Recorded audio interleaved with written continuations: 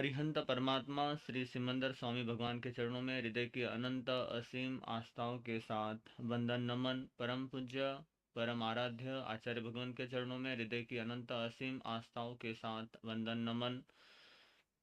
श्रमण संघीय मंत्री प्रवर पूज्य गुरुदेव श्री श्री स्मृति महाराज साहब के चरणों में वंदन नमन। प्रिय शाश्वत मुनि जी, धर्म प्रेमी बंधुओं, मनुष्य चार गति में अगर भ्रमण कर रहा है तो उसके पीछे कुछ न कुछ तो रीजन रहा ही है, तभी वो भ्रमण कर रहा है। एक कारण है कि अभी तक उसने धर्म को नहीं जाना। अगर वो धर्म को नहीं जानेगा तो संसार में ऐसे ही आने वाले समय में भी भ्रमण करता रहेगा। एक राजकुमार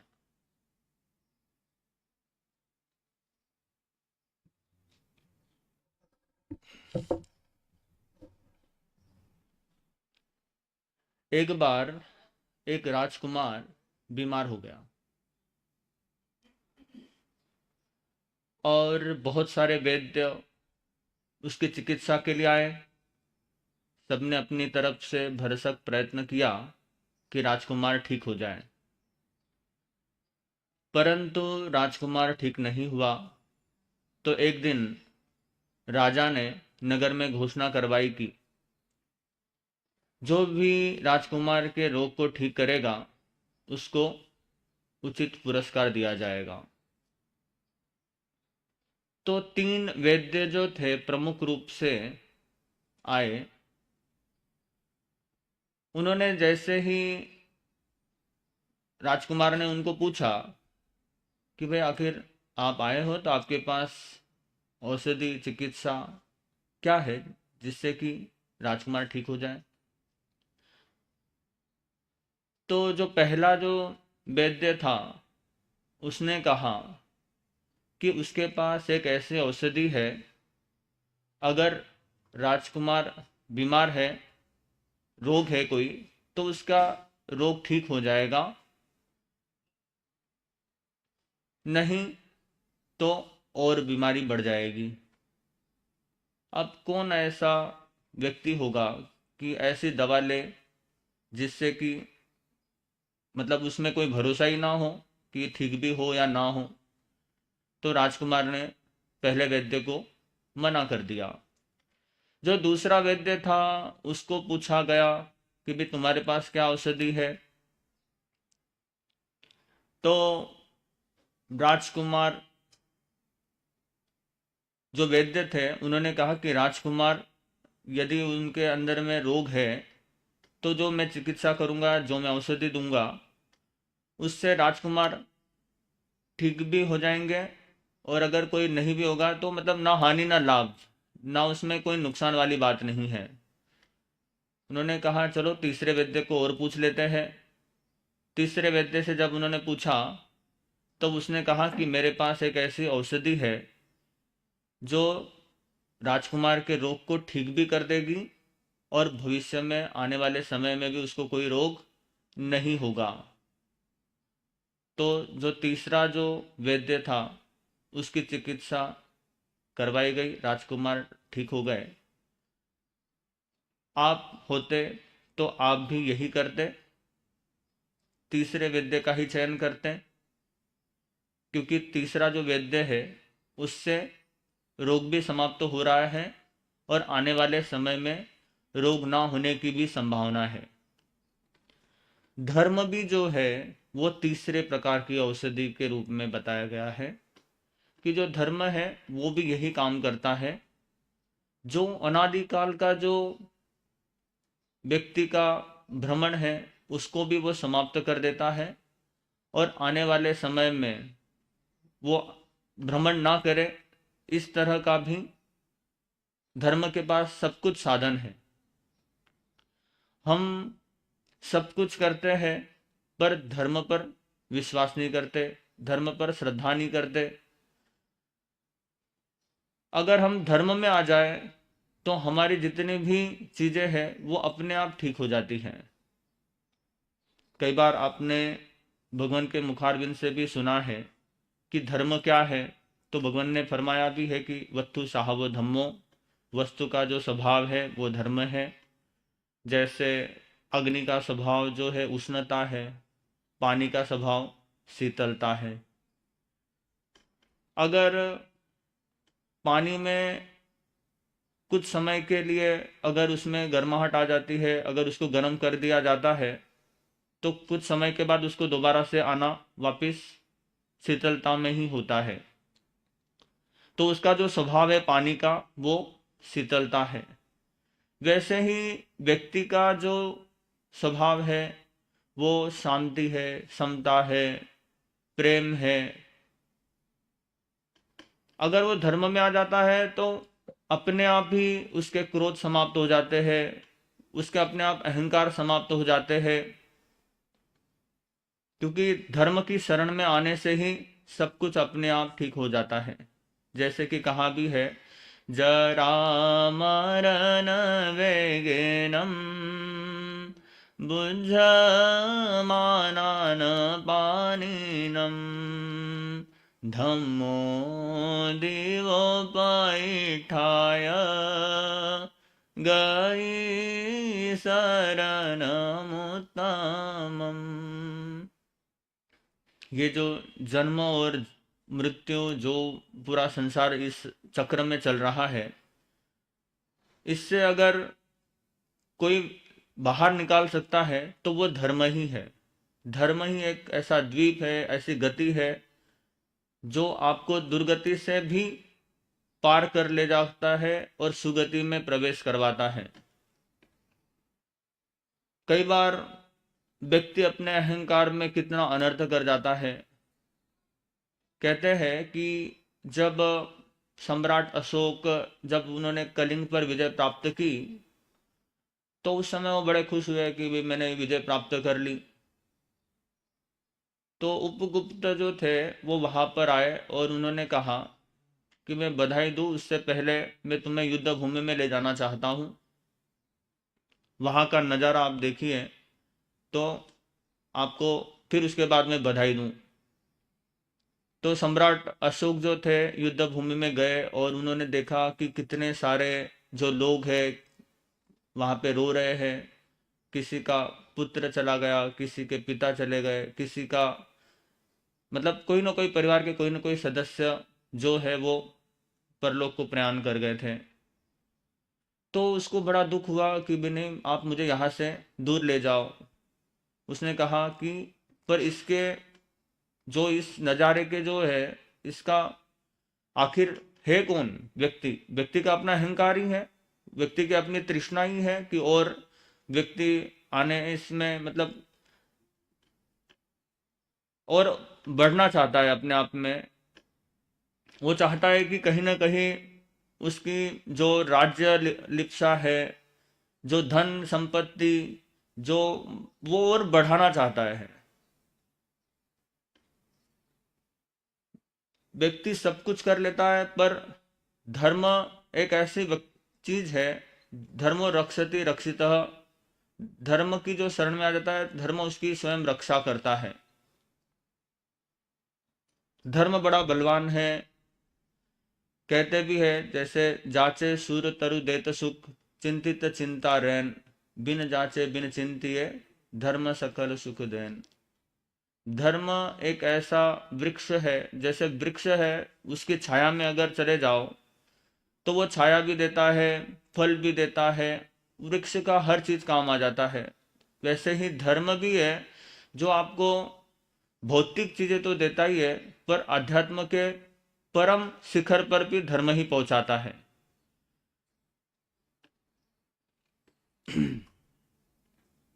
धर्म और भी आगे बताया गया है, धर्म करत संसार सुख, धर्म करत निर्वाण, धर्म पंथ जाने बिना नर तिर्यंच समान।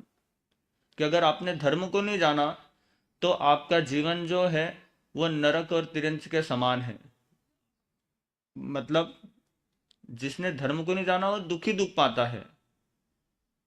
और अगर उसने धर्म को जाना तो वो स्वर्ग के सुख को या मोक्ष के सुख को भी प्राप्त कर लेता है। कई सारे महापुरुषों का हम वर्णन देखते हैं, उनके सभी वर्णनों में यही है कि उन्होंने धर्म की शरण में आए। जब तक वो धर्म की शरण में नहीं थे तब तक वो हिंसा करते थे, बड़ा उनको अपने आप में अहंकार था।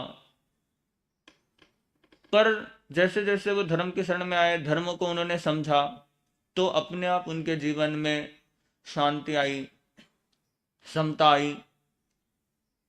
जैसे राजा श्रेणिक का वर्णन कई बार आपने सुना है, उसमें भी देखा आपने कि पहले वो कितना नास्तिक था, कितना उसको मतलब धर्म के प्रति कोई था ही नहीं, हिंसा भी करता था तो वो अपने आप में बड़ा उसको गर्व हो जाता था कि मतलब मेरे जैसा कोई है ही नहीं। पर धीरे धीरे जैसे जैसे भगवान के समशरण में आता है, भगवान का भक्त बनता है, तो अपने आप ही धर्म को स्वीकार करता है और आने वाले समय में एक अच्छी गति भी प्राप्त कर लेता है। हम हमारे जीवन में धर्म को अंगीकार करें। अगर हमने धर्म को अंगीकार नहीं किया, क्योंकि हम कई बार जिनवाणी श्रवण कर लेते हैं पर हम उसको अपने जीवन में नहीं उतारते। एक पंडित जी थे, वो भागवत कथा पढ़ते थे, तो लोग उनकी भागवत कथा सुनने के लिए आया करते थे। लोगों को बड़ा आनंद आता था और पंडित जी थे, उनको भी खुद को भी बहुत आनंद आता था। उनकी जो पत्नी थी, उन्होंने कहा कि आप इतनी अच्छी भागवत कथा पढ़ते हैं तो एक बार आप राजा को भी सुना दो। अगर राजा को अच्छी लगेगी तो वो आपको माला माल कर देगा, आपको अच्छे मतलब उसके मन में कहीं ना कहीं लोभ की भावना आ गई, तो उसने उसके अंदर में भी डाल दी। पंडित जी को भी लोभ आ गया, सोचा कि भाई लाभ मिलेगा, कौन व्यक्ति होगा जिसको लाभ मिलने के बाद वो छोड़ना चाहेगा। तो वो राजा के पास गया, राजा को कहा कि मैं भागवत कथा सुनाना चाहता हूँ। राजा ने कहा कि 1 महीने के बाद आना। पंडित जी 1 महीने के बाद फिर आते हैं। राजा ने फिर एक बार कह दिया कि मैं अभी इस समय बहुत व्यस्त हूँ, मेरे पास भागवत कथा सुनने का समय नहीं है, आप 2 महीने के बाद आना। पंडित जी हतोत्साहित हो गए, वो घर गए और अपनी पत्नी को कहा कि अब मैं दोबारा से राजा के दरबार में नहीं जाऊंगा। पत्नी ने सोचा कि अगर राजा ने 2 बार अगर आपको वापस भेजा है, कोई ना कोई तो कारण होगा।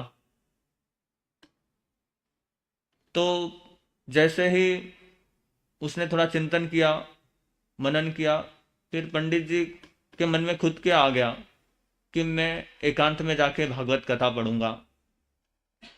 और वो एकांत में चले गए। एकांत में जाने के बाद उन्होंने भागवत कथा को पढ़ना स्टार्ट किया और उसके रहस्य को भी समझना स्टार्ट किया। जब उनके रहस्य को जाना तो 1 महीना बीत गया, 2 महीना बीत गया, 3 महीने बीत गए।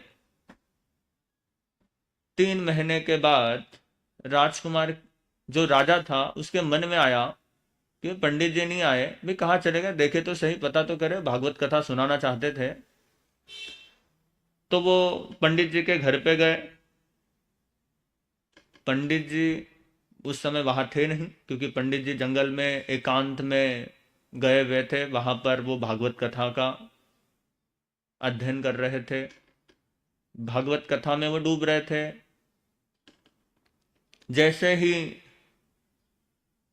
राजा को देखा तो जो पत्नी थी पंडित की उन्होंने कह दिया कि भाई वो इस समय में जंगल में है। तो राजा जो था, जहां पर पंडित जी थे, वहां स्वयं चले गए और उन्होंने कहा कि अब मैं भागवत कथा को श्रवण करना चाहता हूं। पंडित जी ने कहा कि अब मैं अपने आनंद में हूं, अब मुझे किसी को सुनाने की कोई जरूरत नहीं है। पर राजा के मन में था कि नहीं, अब मुझे भागवत कथा सुननी है। कहने का जो तात्पर्य है, ये पूरी कहानी जो बताई गई है उसके पीछे एक कुछ सारांश है जो हमें समझना है। इस बात को कहने के पीछे एक रहस्य है कि हम अपने जीवन में कई सारा अध्ययन कर लेते हैं, कई सारी चीज़ें प्राप्त कर लेते हैं, पर ऊपरी स्तर पर करते हैं। आंतरिक स्तर पर उसमें हम डूबते नहीं है, उसकी गहराई में नहीं जाते। जैसे पंडित जी जंगल में गए, एकांत में गए। भगवान भी कई बार कह चुके हैं कि भगवान महावीर जो है राजकुमार थे, जंगल में गए और उन्होंने साधना की 12.5 साल। तो कहीं ना कहीं कुछ उपलब्धि उन्होंने पाई। फिर उसके बाद जब उनको केवल ज्ञान हो गया, तब उन्होंने उद्बोधन दिया, संदेश दिया। तो हम अपने जीवन में भी, अगर हमें धर्म को उपलब्ध होना है, धर्म को पाना है, तो हम अपने जीवन में जिस भी चीज को पढ़े, जिस चीज को भी सुने, तो हम अपने जीवन में एक डायरी बना ले, एक मन में संकल्प कर ले कि कुछ उसमें से सारांश ले ले। हर व्यक्ति, हर घटना, हर परिस्थिति से आप कुछ ना कुछ सीख सकते हैं। आप यहाँ से बाहर भी जाते हैं तो हर चीज देख लीजिए। आप पूरे संसार में आप जैसे जैसे किसी व्यक्ति से भी मिलते हैं तो उससे भी आप कुछ ना कुछ ग्रहण कर सकते हैं। जब आप किसी के गुण को धारण कर लेते हैं तो वो गुण अपने आप आपके अंदर में आता है और आपके जो दुर्गुण है वो धीरे धीरे दूर हो जाते हैं। हम अपने जीवन में उन गुणों को लाए जिससे कि हमारे जीवन के जो दुर्गुण है वो दूर हो और सद्गुण जो हमारे भीतर वो प्रविष्ट हो, हमारे जीवन में आए। भजन की 2 पंक्तियां साथ में बोलेंगे। जिया कब तक उलझेगा संसार विकल्पों में, जिया कब तक उलझेगा संसार विकल्पों में। कितने भव बीत गए संकल्प विकल्पों में, जिया कब तक उलझेगा संसार विकल्पों। उड़ उड़ कर यह चेतन गति गति में जाता है, उड़ उड़ कर यह चेतन गति गति में जाता है। रागों में लिप्त सदा शन शन दुख पाता है, रागों में लिप्त सदा शन शन दुख पाता है। यह जीवन बीत रहा झूठे संकल्पों में, जिया कब तक उलझेगा संसार विकल्पों में, जिया कब तक उलझेगा संसार। तो कौन कहाँ का है और क्या है नाम तेरा, तू कौन और क्या है नाम तेरा, आया किस घर से जाना किस गाँव जरा,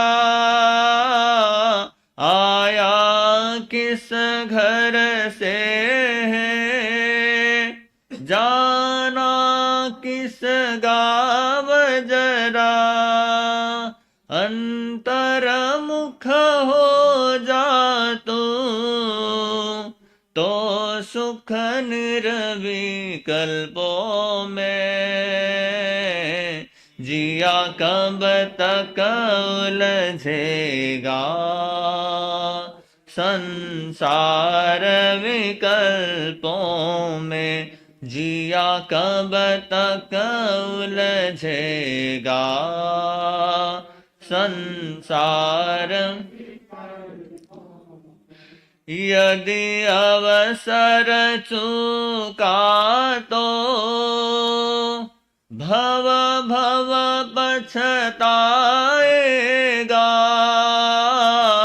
यदि अवसर